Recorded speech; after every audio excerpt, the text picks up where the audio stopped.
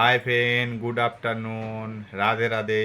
আপনারা সব কেমন আছে? নিশ্চয়ই ভালো আছে। চুল কাটতে লেট হয়ে গেছে, ওদের কীর্তিটা দেখুন। আমি নেই, ওরা রাগে মায়ে বেটায় খেতে আরম্ভ করে দিয়েছে নিশ্চয়ই। আমাকে ডাকেও নি। চলুন দেখি ওরা কি করছে।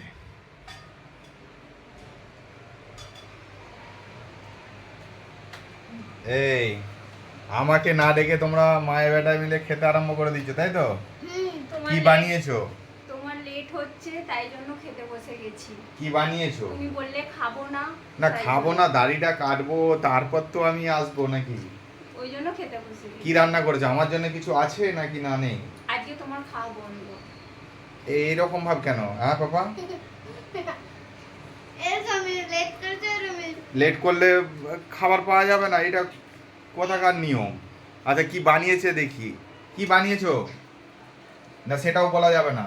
হ্যাঁ, সেটা বলা যেতেই পারে।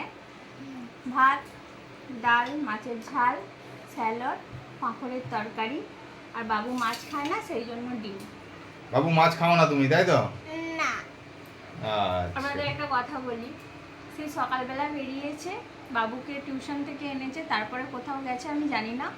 সেলুন থেকে এই মাত্র আসছে, এসে লেট হচ্ছে। কটা বাজে দেখুন, 2:30 বেজে গেছে। কখন তাহলে খাওয়া দাওয়া করবে আপনারাই বলুন। আপনারা নিশ্চয়ই জানেন সেলুনে গেলে সানডেতে কতটা ভিড় হয়, সেটা এরা জানে না। ওই তারে রাগ করে আমাকে না ডেকে আমার জন্য খাবার না রেখে এরা খেতে বসে পড়েছে। ওবি খাবার নেই আমার, দেখো। চলুন বাই বাই, চলে আসুন দুপুরের খাবারের জন্য সকলে। বাই বাই, বাই করে দেবো বাবু। Bye bye.